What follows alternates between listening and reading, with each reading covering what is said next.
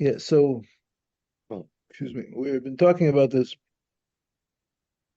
which is not such a simple topic that we moved into last week. It's Ramosha's uh, attempt to help us understand um, what was really the issue. How you doing, Josh? What was really the issue of this Rav Tavyume, Rav Tavus, whatever what his name was, moving to this place Kushta.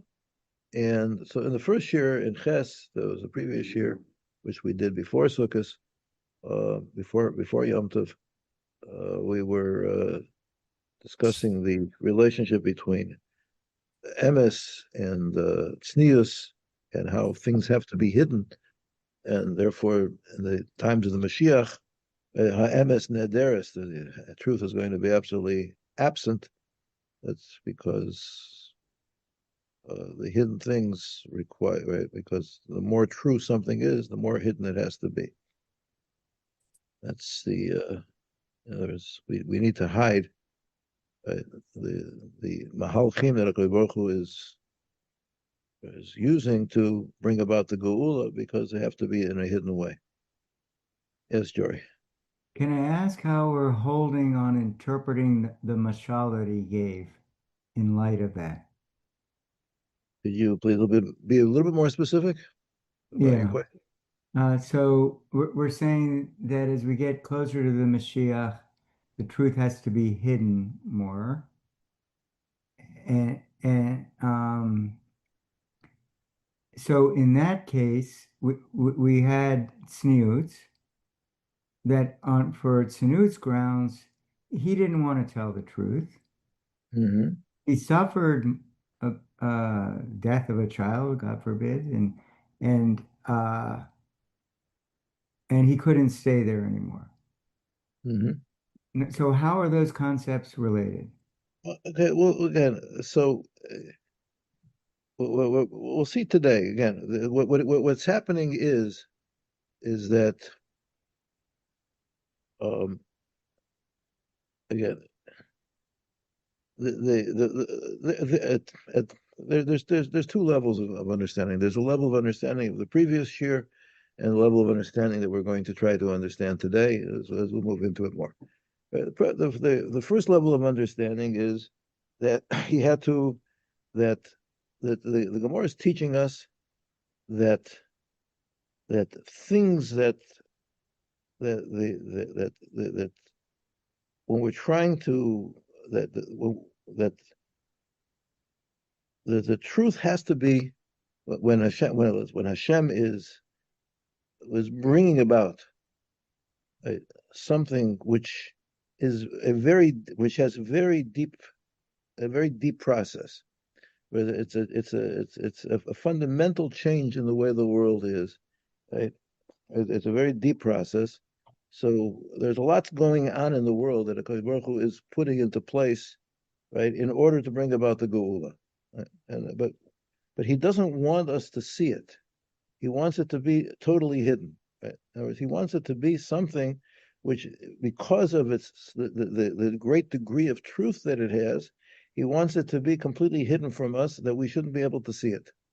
So he's bringing about the mahalchim that look just the opposite of that make things look whether there is no truth, in order to disguise the fact that something very, very true is happening.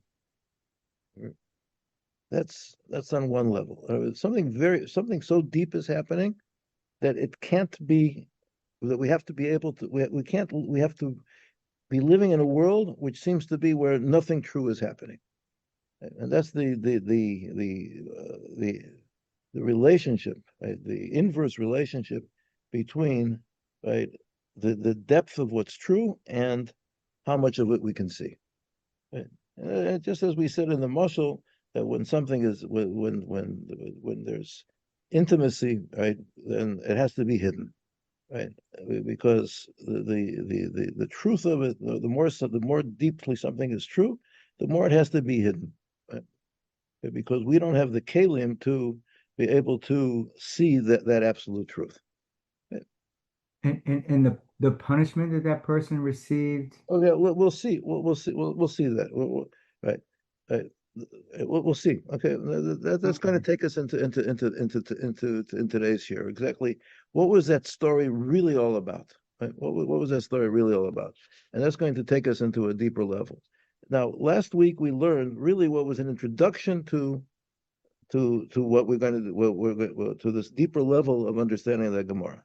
Last week we saw that Rav Moshe had this whole the idea, right, based on the Rambam, that there's two modes. Right? Right? There's two dichotomies. There's the emes sheker dichotomy, right? And there is the tov ra dichotomy. Right?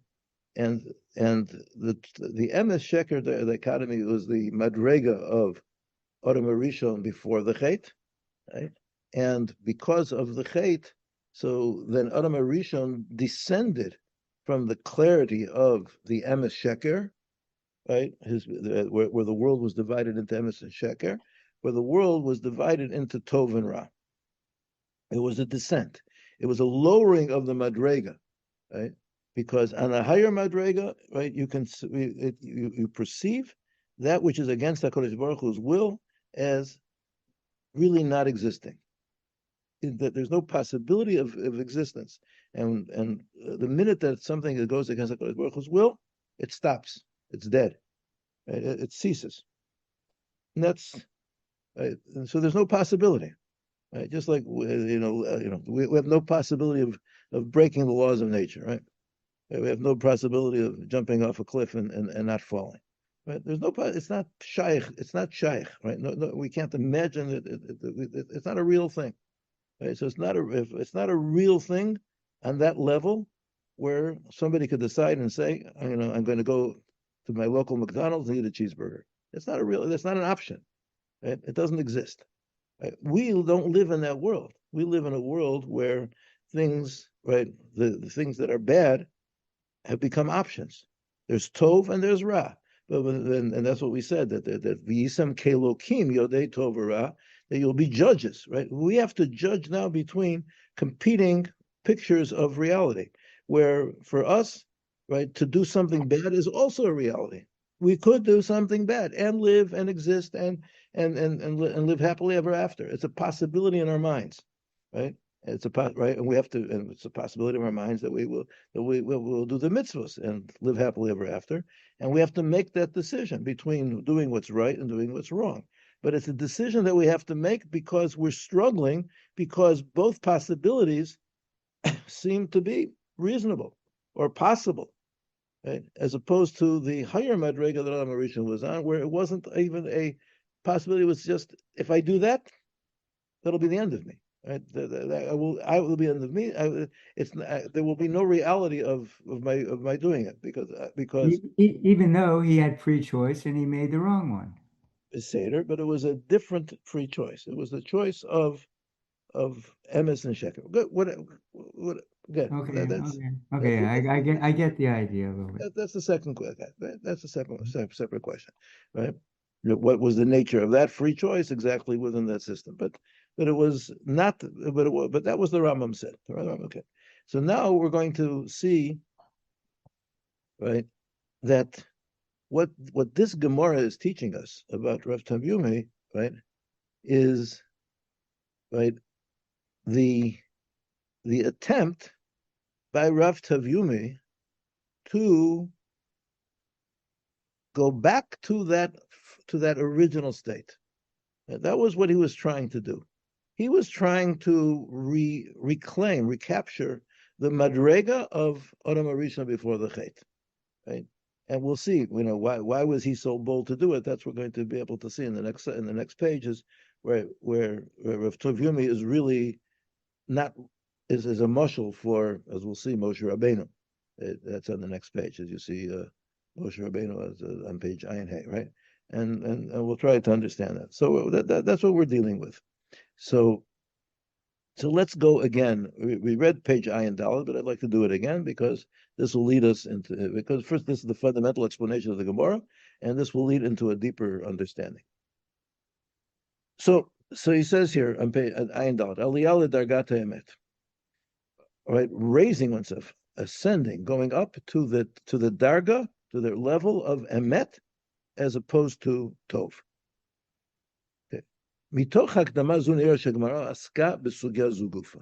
This is what the Gemara is dealing with. Klomar b'inyan hayachas shebein hatov ubein haemet. The relationship between tov and remember, we said that even at the bottom of the previous page, we said that tov and emet are not disconnected from each other. We have to have tov because ultimately tov is what leads us to our perception of emet, and ra will break down the ability to get to emet and will lead us to sheker. So tov and ra, of course, are connected to emet v'sheker, but it's not the same thing. But it's because emet v'sheker is black and white absolutes, and tov and ra are relative, right, and have at least present to us possibilities, where emes and sheker, right, don't present to us possibilities. So he says this is what was going on in the Gemara, right? And the Gemara is discussing the relationship between these two levels. Sharei hatzlurim rabbanan yashmur of tavut or of tavyumi, shezeh al shem malat hatov.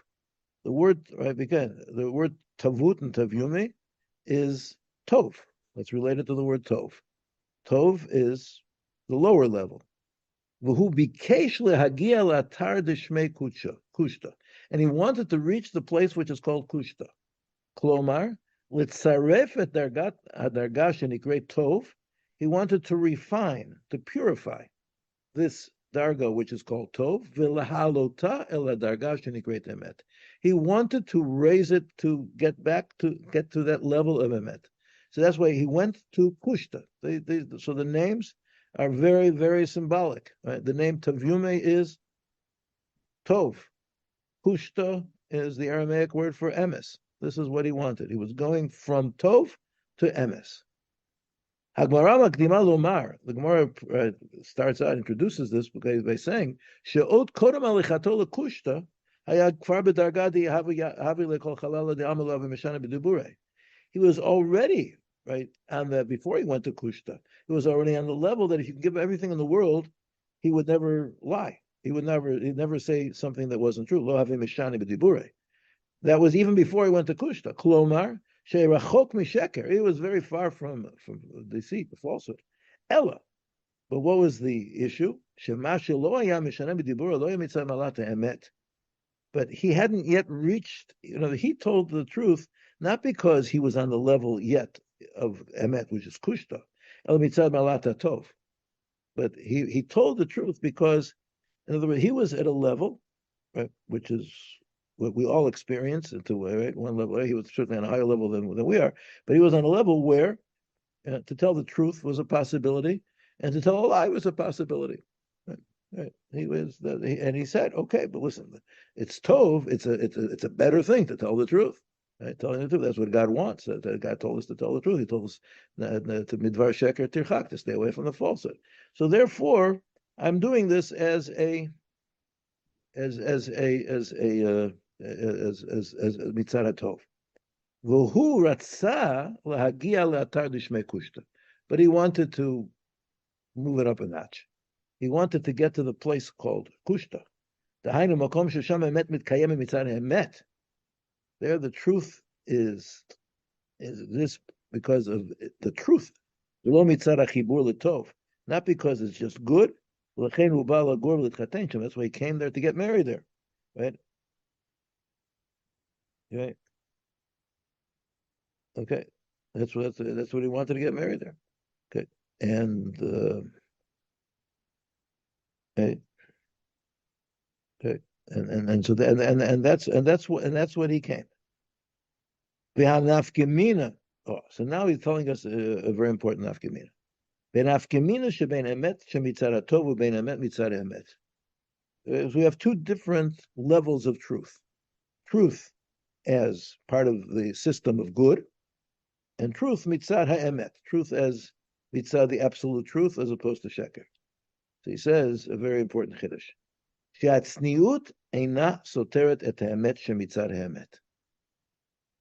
tznius is not a contradiction to emes, mitzvah emes. In other words, before we said that tznius is a contradiction to emes, right? So because emes, right? Right? If we show the truth, right? So then there's something lacking. And tznius doesn't let us show it out, right? Tznius doesn't let us show the truth of our bodies. Right? All right? We have a body. The truth of our body is the way the body looks without clothing. That's the truth, right? Okay. Tznius doesn't let us, right? Tznius says the requirement of tznius contradicts the desire, right? My need for tznius contradicts my need to be truthful. I can't have it both. I can't be 100% truthful and be tsanua in the way that I have to be tsanua, right? Because if I'm not tsanua, bad things are going to be happening, right? So I have to choose between, right, exhibiting everything, right, which will be anti-tznius and lead to bad results, or I have to choose between, or on the other hand, I have to choose tznius, which could lead to the good results of tznius, but it means, right, living in a world of falsehood because I'm covering myself up. I'm covering up my body, right? And as I said the other day, right? If you have a married couple, right, the tznius hides the the depth of the relationship. Right? They can't walk around and exhibit the relationship, right?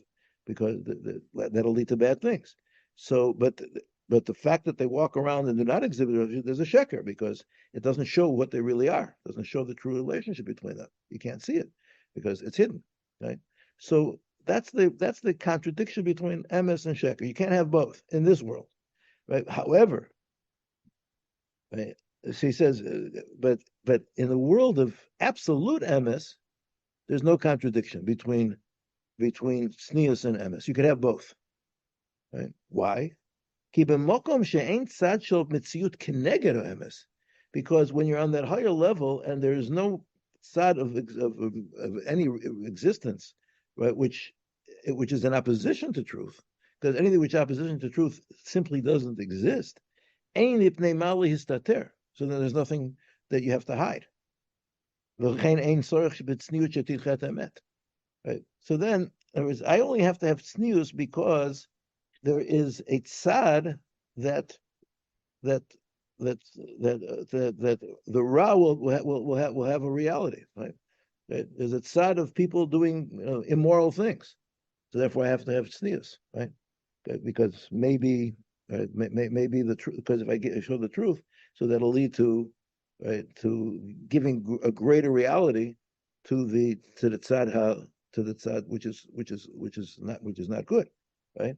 But if there is no tzad that is not good, so I'm not going to give any greater reality to anything. It doesn't exist, right? Nobody is going to. There's nothing that exists that's going to observe my nakedness, for instance, and say that there's anything wrong with it, right? Or do anything with it, because there's nothing to do with. There's nothing negative you can do, because anything negative you do, it doesn't exist, right? That's the depth of the point here. You don't. There's no need for tzniut to push off the emet. You could have the emet. Right. Something bad might happen with the truth because maybe it'll get hijacked by forces of evil. No, there are no forces of evil. The kachaya lifnei achet. And this was the way it was before the sin. That's exactly what the pasuk says. They were both naked, Adam and Ishto, and they were not embarrassed. They were not ashamed. But after the chet, where Ra became a reality, right? Now there is room in the world for Ra. Now there's things that you have to hide. Right? Now you can't let it all hang out. Now you just can't let it show everything, show the emes, because Ra can take it and hijack it and misuse it, and bring about the worse and worse things. So we have to have tznius. So this this is what Rav Tavyumi did. So what happened? Right? In other words, so this Rav now, so getting back to the question of what was his sin, what happened? So this Rav Tavyumi, right, was when he said that his wife was not home, he diverted from the truth, right, right, because for reasons of sneers, he was living in the lower Tov Ra dimension. Right? In other words, he hadn't put himself into the world of emes, into the world of kushta. He was living the way he had lived before. Right? The way you lived before, you have to have tznius because there's a contradiction between tznius and emes, right? Because the tznius will not allow you to reveal the emes. But the people of kushta say, listen, this is not us. Right? We don't live in such a world. We live in a world of kushta. In the world of kushta, there is no tzad hara. If there's no tzad hara, so then there's no reason to have tznius. So you're right on the level of before kushta, right? On the level of tavyume of tov, you're right, but you're not right on the level of kushta, right? And therefore they said you can't live here. Okay, and we'll see. Okay, yeah, okay, and I said therefore you can't live here because they haven't. This is not our madrega. V'dugma l'davar, and he brings an example, right? Humashe muvabe v'gemara b'hani tlas mili avido rabbanan the meshana b'milayu v'mesechta v'puri b'shpisa. The three things that it says in the Gemara that a rabbi is allowed to not tell the truth, right? What he learned, where he slept, and who his hosts were, right? Right? And the puria is tznius. Kim kol masha kosher litznius puria, right? Where you slept, lo arminim boet emet, right? Because there's a contradiction, right? Because there is something about the fact that you slept in a bed that, right, could be a lack of tznius, a little too revealing of something that shouldn't be revealed. V'zeh gufa bir b'malat tzniut. Right, and that's what the whole point of tznius is. Because in this world, you can't have absolute truth. The truth has to hide. And if you're hiding, you're lying. And that's why beged means begida. What does begida mean? Betrayal. Betrayal, right? You're telling a lie. When you put on your shirt, you put on your pants, you're telling a lie, right? Because you're saying there's something here. I'm not telling you what's here, right? I'm not telling. In other words, you're not telling the whole truth, right? Right. Okay. Umeil, in another word that is a cloak, a coat, is melosho me'ilah. What does me'ilah mean? Right. Good word. It's also kind of stealing, right? Right. Used for your own use inappropriately. Misappropriating something, doing something which is right, which kikol kisui lo megalet emet lamita. Covering, right, prevents the emes lamita from being revealed. Avo b'dargag v'ha yoter shel emet, but on the higher level of emet, sheklapel ma shenimsahu emet u'ma lo emet lo nimsa. In that higher level, right, whatever exists is true, and what is not true doesn't exist. Ein ma'ala hastir. And it's not shaykh there that there should be a situation where something will push off the truth because there's nothing to compete with the truth. Right? So the truth can come out 100%, and there's nothing there's no other value in the world which could require you not to reveal everything. That's the way it's going to be. We're going to go back to that level, right? We're going to go back to the level where, right, everything will be emes and sheker. There won't be these options anymore, and so Mamela will go back to that level. Okay, Atkan we pretty much read last week. And I think now a little bit, hopefully a little bit clearer, or a little bit with the review, but that's what we read last week. Let's move on. Now let's get to Moshe Rabbeinu. Moshe Rabbeinu, Tov Shenepach Lemet. Moshe Rabbeinu was the Tov who was transformed into Emet. Rav Tavutu Moshe Rabbeinu. That's the head. That's the title. Vine. Amaral toch dvarav romez chidushim noraim. Okay. Okay. So again, if you see the Maral is I looked at it, not deeply, but there's a couple of pages of Maral in the Siva Emes and the Siva Solam, and also in the Chidush Agodos here, and he hints at awesome chidushim. Umifresh shehaisha zeh. This is included in the Lashon of the Ramchal. Shekorim lo Rav Tavut of Tavyumi, hakavana hi leMoshe Rabbeinu. Right. In other words, this really is a mashal to Moshe Rabbeinu. Okay. Chazal clothed, right, the life of Moshe Rabbeinu in a mashal. Okay. It doesn't mean that maybe Rav Tavyumi never existed, as far as we know. Right? Maybe the whole thing is a mashal. Right? But because it's a mashal to Moshe Rabbeinu. Why? First of all, right, one of Moshe Rabbeinu's name is Tuvia, right? But besides that, he brings he's called Koloshon Gemara Vatere Oto Kitofu. Right? It says that when Yocheved, when Moshe Rabbeinu was born, his mother saw that he was Tov. Tanya Remeir Omer Tov Shmo. Rabbi Omer Tuvia Shmo, as we said. V'chachamim Omrim b'shoshen olad Moshe nitbalei abayit kulo or. Ktiv chacha vatero to kitov. Ksiv hasam ayar lekim esor kitov. In other words, Moshe Rabbeinu was tov. He was light. It was that's so. When we have the name Tavyume or Tavus, right, we have the name really a name of Moshe Rabbeinu. Ve'abiur, right? Bameshi gial atar d'shmei kushta. And what's the story of the Gemara is the mashal. What's the nimshal? That Moshe Rabbeinu reached the place of Kushta, shehu Allah lemadrega shelamet. Moshe Rabbeinu reached that level. He came to Kushta, right?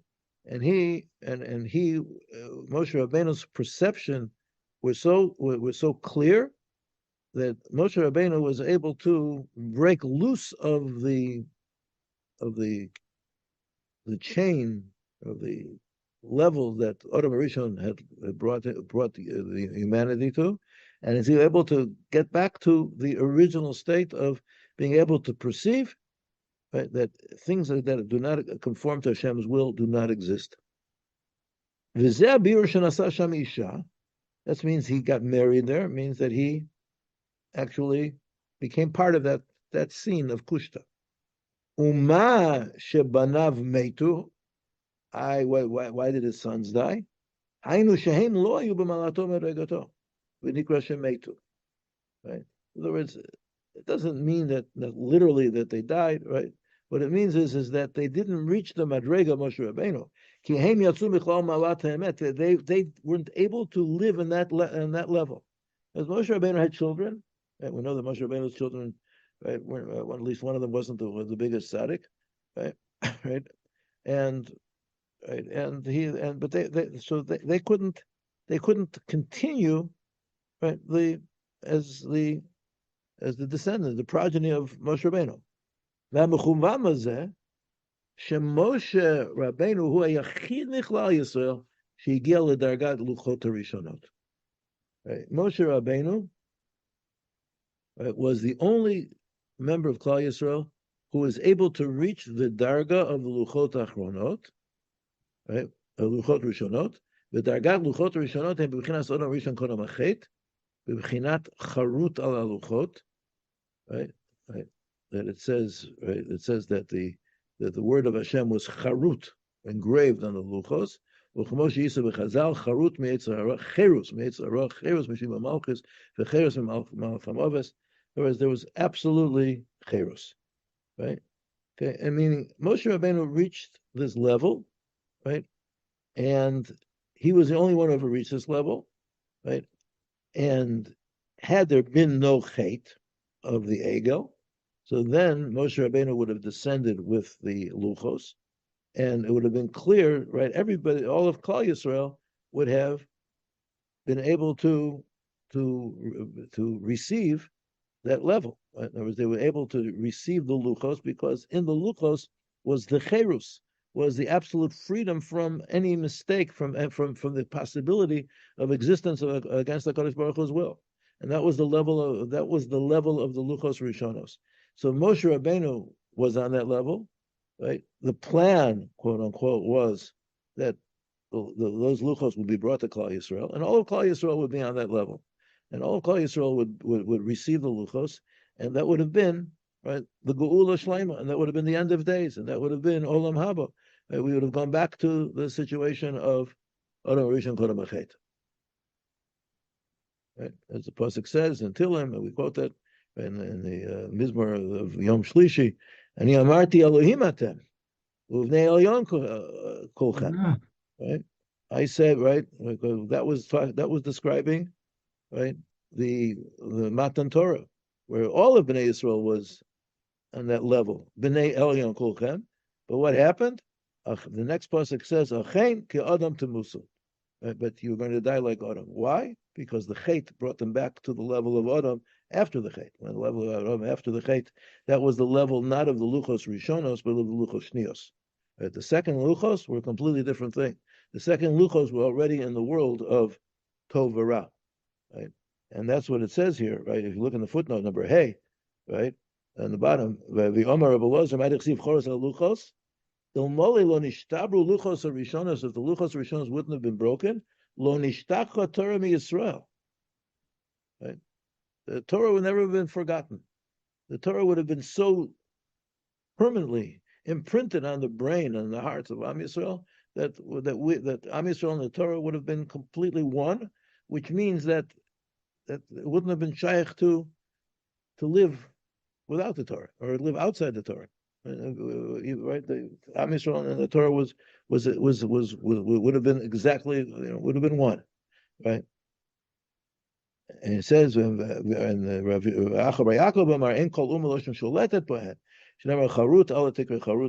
would have been no possibility of any goy of any other nation ruling over the Jewish people.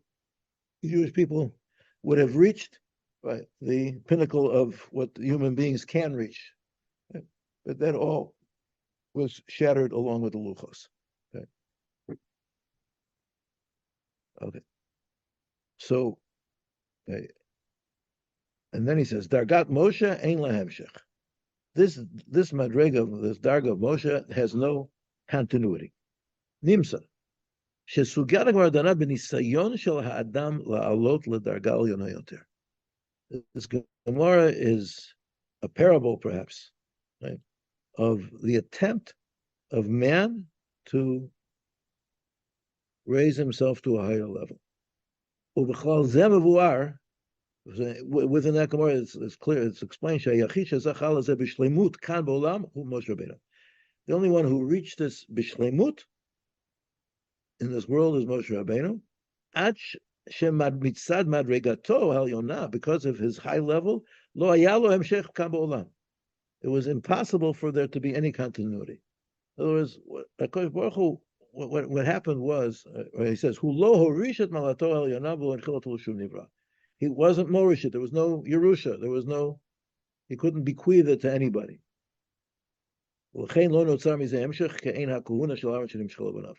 Therefore, they couldn't have any continuity.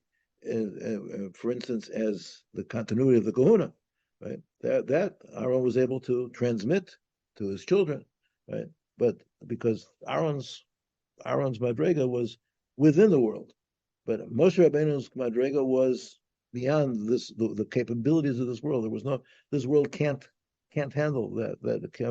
That was the madrega after the Chet, but there's an attempt to, right, here the Gemara seems to be saying that it's not an unreasonable thing, right, and perhaps it's a necessary thing that we should be trying to raise ourselves up. In other words, we shouldn't think that it's either all or nothing. Right? You're either, absolutely tov ra and without any shaykhs to real emes, right?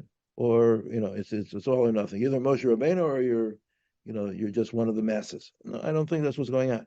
Meaning, everybody can try to more and more make clear to himself and turn more things into absolute emes, right? Rather than something which is a possibility. Right? In other words, there are things which, for instance, when we talk about, there's a nekudas habechira, right? There's a point of choice. Right? Some things are so low that we don't have they don't exist for us as possibilities, right? Okay. There's certain things that it's not a possibility that I would ever do such a thing. Okay? I don't want to go into spell it out, but there are certain things that no possibility that I would ever do such a thing, right? Can't imagine doing such a low thing to do, right? So right, because so that means that as far as I'm concerned, that kind of an act is an absolute sheker. Right? Okay, Seder, there's but so every and so but that so everybody's got some level of some level perhaps of what's sheker, but the point of growth is to grow to become more and more like Moshe Rabbeinu is a little bit.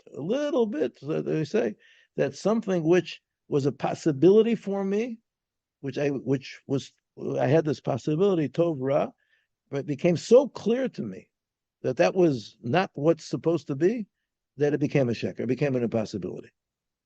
It's not shaykh for me. And I recognize that doing that would be death.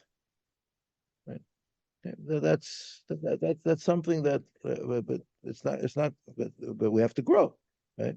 There are things that were yesterday, right, not possible for me, and today they're impossible, and there are things that are today possible, and hopefully tomorrow they'll be impossible, right?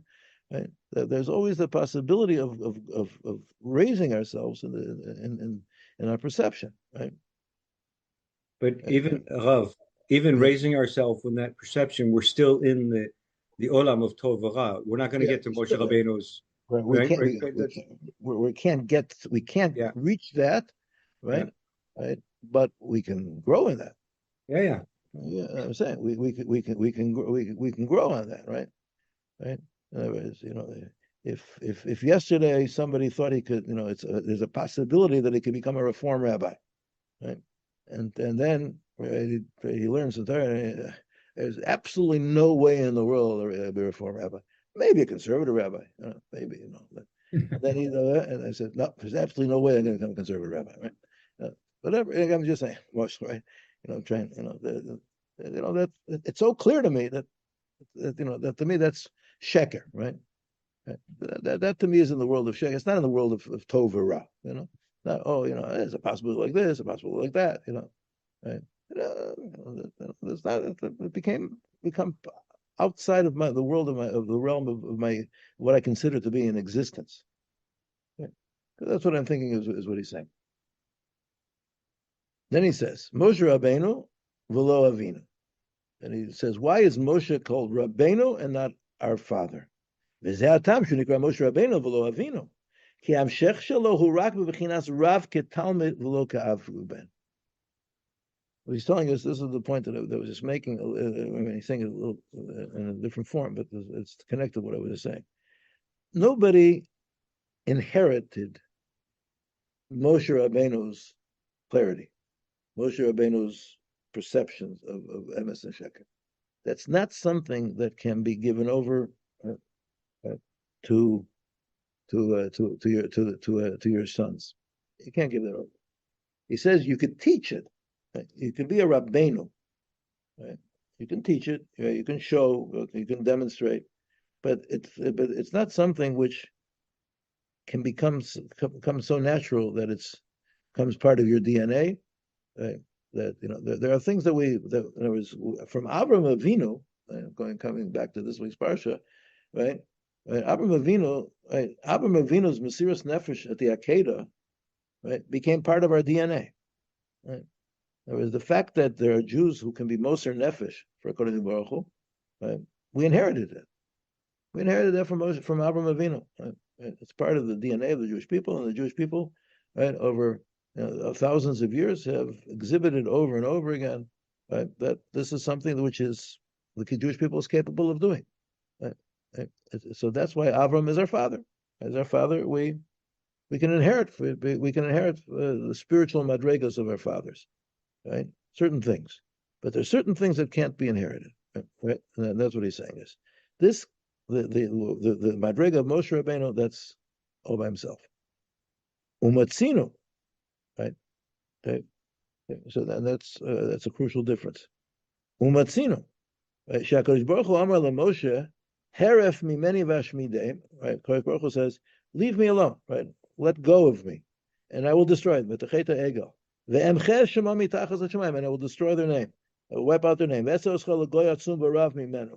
And I will make you into an even more powerful nation than that. Says Reb Moshe, interesting chiv. If that would have happened, as Moshe haya avinu v'lo Rabbeinu, then Moshe Rabbeinu would have been our father, not our teacher. V'az Knesset Yisrael haya hemshech tiv'i shelo. Right, we would have been the natural, right, followers, continuation. And we'd have gotten to a world of emet without all the We got Torah. the world of Emet. That's what Moshe's Chiddush here, right? Right, and that was the machlokas kaviyachol between HaKadosh Baruch Hu and Moshe, that Moshe said no, right? And we'll see in a second. If that would have happened, as dargat klal Yisrael haya betikun milacharchila, right? Milacharchila ubedargas luchos rishonos. Right? Avol Moshe Rabbeinu yadash zelo shayach ve'ein metziut kazu. And Moshe Rabbeinu, right, knew that this wasn't big, right? So it doesn't mean. So what does it mean? It doesn't mean that Moshe Rabbeinu was smarter than HaKadosh Baruch Hu, but that's what he says in footnote Zion, right? If you look down, well, Moshe Rabbeinu hevin et ze heitev. Moshe Rabbeinu understood this. Moshe Rabbeinu knew that the madrega that he was on was not shaykh to be transmitted. HaKadosh Baruch Hu ramazlo. HaKadosh Baruch Hu hinted and said, "Hanichali, leave me." The Isa b'Chazal the Gemara says, "Sheramazlo al titan li menucha." Don't give me rest. Meaning, HaKadosh Baruch Hu was inviting Moshe Rabbeinu to argue back, right? Because it wasn't really the appropriate thing. And that says, "Veichal Moshe ben Hashem." Tanya Rabbi Lezer, Adon Omer, Malamed Shema Moshe betfil b'nei HaKadosh Baruch Hu. Ad she'achzoso achilu. Achilu, ma'achilu, Amar Rabbi Lezer. Eish shel atzamos. Ma'achilu shel atzamos, or by ish to the garme. V'akovan shel ish shel atzamos is a kilu shel atzma shel Knesset Yisrael. Right. In other words, I'm not sure what he means, but he means that Moshe Rabbeinu said that this is going to be the end of Klai. There's no Metziut. It's a deep parsha, what was the Kodesh Baruch Hu's Havemin. But ki achar achet, going back to the top there, ki achar achet lo shayach sheyeh hemshech ledarga ahi. After the chet, there can't be a hemshech. Hold on, wait, we petered out there. I mean, we were just getting to some kind of explanation, and then we kind of abandoned it. What do you mean? Well, okay. So, what was the problem? How can we say that, what was cut? Moshe knew better than Hashem. That can't. Yeah. That question I can't answer. I don't know. Right? But what I'm saying is that was the Shaklavataria. The Shaklavataria was, again, Moshe at the end won, right? Moshe was right. Kodesh Baruch Hu accepted Moshe, so it means that for some reason, which I don't know, I have to admit I don't know, that Kodesh Baruch Hu it's such a fundamental teaching that's why we love Moshe, why he was the greatest teacher. The failing of Noach or any other people that they didn't have rachamim and chesed and respect Klal Yisrael. I mean, we say I get confused what's Hasidic teachings and what's straight up. But it's all good. That they say Moshe's sin was that he spoke lashon hara about Klal Yisrael. All these kind of things. Okay, but what he's saying here is but what he's saying here, it's true. Moshe Rabbeinu, all of that is true. But what he's saying here is that there is something even deeper going on, right? That what was going on here is that Moshe Rabbeinu knew that he it couldn't be that he would be the father of Am Yisrael. He knew that in this world you can't have a nation which is just like Adam Arishon had no hemshech. Right? There was no continuity of the level of he was banished from Gan Eden, right, because of the chait of the Eitz Hadas. Moshe Rabbeinu knew that Klal Yisrael had to be banished from Gan Eden because of the chait Egel, and therefore it wouldn't be shaykh that he should be the founder of a new people, which would mean that Ki'ilu there would be a hemshech, and just like Adam Rishon couldn't have a hemshech, he knew that he couldn't have a hemshech, and so therefore he resisted HaKadosh Baruch Hu. Now, again, why did HaKadosh Baruch Hu go through this exercise? I don't know, right? But so again, it's not a stira to saying that Moshe Rabbeinu had this mercy on the Jewish people, and more than Noach had mercy on his people. That's not a stira. That's all very nice, but what he's saying here is a deeper point, a different point, a deeper point. He's saying is that Moshe Rabbeinu knew, right, that he couldn't be the father. I can't, because what I have to do, what's in my DNA, is impossible for me to pass on. It's not DNA. It's something which has to stay with me. V'lachein, right? Right? Lo sheyach sheyeh hemshech ledarga hi. B'bechinat roa she'en olam mitkayem. And it was just like HaKadosh Baruch Hu saw, right, that the world couldn't be mitkayem b'midas hadin, that there's a certain, right, the world can't exist, right, because what it would mean, essentially, if everything is emes and sheker, so then as soon as somebody would sin, he would just cease to exist, right? So there wouldn't be a possibility of tshuva. The world would... Or free choice. What? Or free choice. Or free choice. We have free choice to drop dead, to eat the cheeseburger and die, Okay. L'chein, gam Moshe Rabbeinu histalek. And that's why Moshe Rabbeinu had to leave the world. Shein ze machmat atzmo, right? Not because of himself. Sherei bekushta lo ma'it inish v'lo zimnei. And Moshe Rabbeinu could have kept on living, because in Kushta people didn't die early. Mishum shelo shayach hemshech l'to darga b'odol mazach achit. Moshe had to leave the world because Moshe was a one-time phenomenon, and everything else, right? And he had to live and die, right, and leave the world. And so we have in the history, in the world of history, in the history of the world, we have Adam, right, who had a short existence, right, until he was banished from Gan Eden. We have Moshe, who had his existence until he was banished, right, and he couldn't exist, and therefore, and that's this. Let's finish up. Okay, we can finish up the chapter right now. This is the depth of the sheikh of the Chet Egel.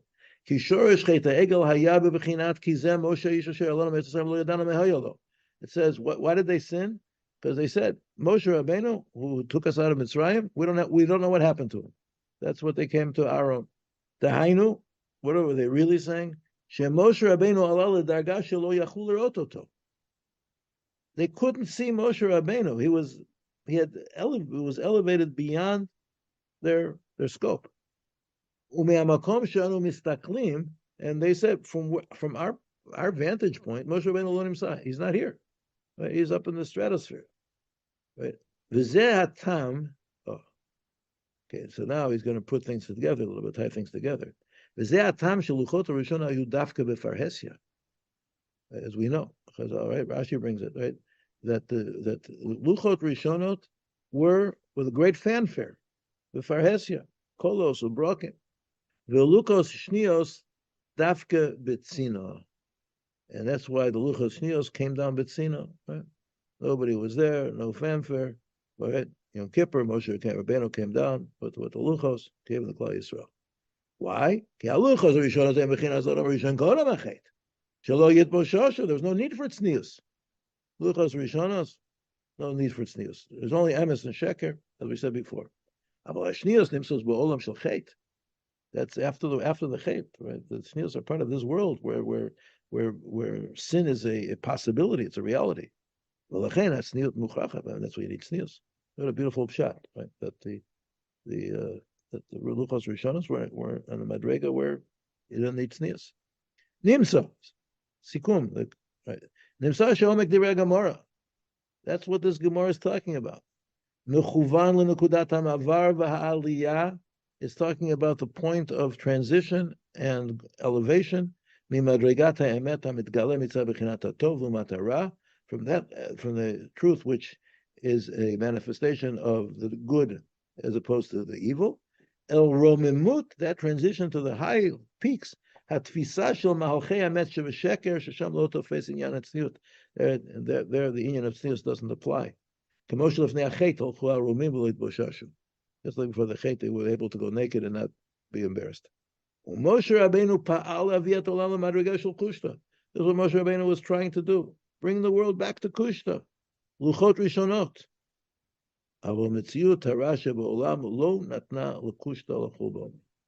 But there were forces of evil in the world, right, which came from the chet of Adam Rishon, which did not allow this to happen. So Luchot Shniot are really a replay of the Chet of Adam Rishon, right? And there was some kind of a possibility of Havamina of accomplishing that restoration of Adam Rishon before the Chet, right? But it didn't work. Moshe Rabbeinu himself was in that level. The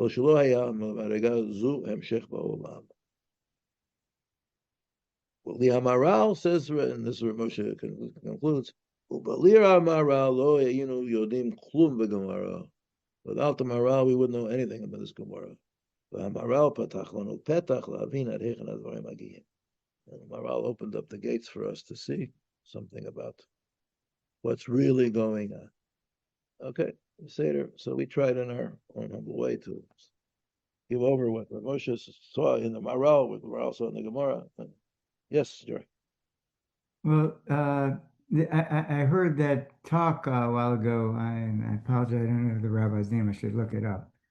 But anyway, he's a popular rabbi that you hear talking about, and he was comparing, the Midot Rachamim and Midot Din. And he was talking about there's Gedolim in the door that operate in this Olam of Din. And we could say it here like Moshe or Adam, or perhaps in later generations, someone like Rabbi Akiva, or the point he was making in this is that when HaKadosh Baruch Hu wanted to make the world Emet, Din, he wanted to make a world of Din, that world exists. And there are Gedolim that are Shavim L'Kol Klal Yisrael that live in that world. Mm-hmm. Yeah. So again, it's levels. To borrow a concept from mathematics, right? You approach something as a limit. Yeah. You never quite get there, right? Yeah. But you approach it, right? You get closer and closer and closer, right? So when Mashiach comes, we'll get there, right? But now you can approach it, right? You can get closer, you can get a little closer, right? Right, and that's what I was saying before. But I think it's incumbent upon us, right, to try to make as much of what we know to be true, right, to make it so true that the opposite is sheker, is doesn't exist, right? When we say Shema Yisrael Hashem Elokeinu Hashem Echad, our goal has to be, right, that there is absolutely no possibility of thinking about anything else other than HaKadosh Baruch Hu is the source of all existence, and all of the world is an expression of His will. Right? And I really internalize that, not just say the words, but that's we have to. We move closer and closer to it, and we try to, and try to move. Right? But that was the story here that about Rav Tavyumi and Rav Talus and Baral, and I think that. I think we all learned something that we didn't know before. Thank you, Alav. Yeah. Thank you. Anyway, Baruch Hashem, Thank and you. then Moshe, and then we have to thank Rabbi Moshe and the Maral and everybody else who. Rabbi Hirshfeld. Yeah, yeah, but anyway, okay, Rabbi Say, so Mr. Hashem, okay, you can all wish me Mazel Tov tomorrow. I have the birth of a grandson, Bezrat Hashem. Mazel tov, mazel tov. Mazel tov. Mazel tov. My youngest son Naftali had a baby boy, Bezrat Hashem. Okay. Birth is tomorrow. Baruch Birth is Hashem. tomorrow morning. So, We're glad you're still in the world of Tov and Ra. right, yeah, but okay, You got some children. we're doing our best. Okay. Okay. Okay. All too. Shalom. Okay. Thank you.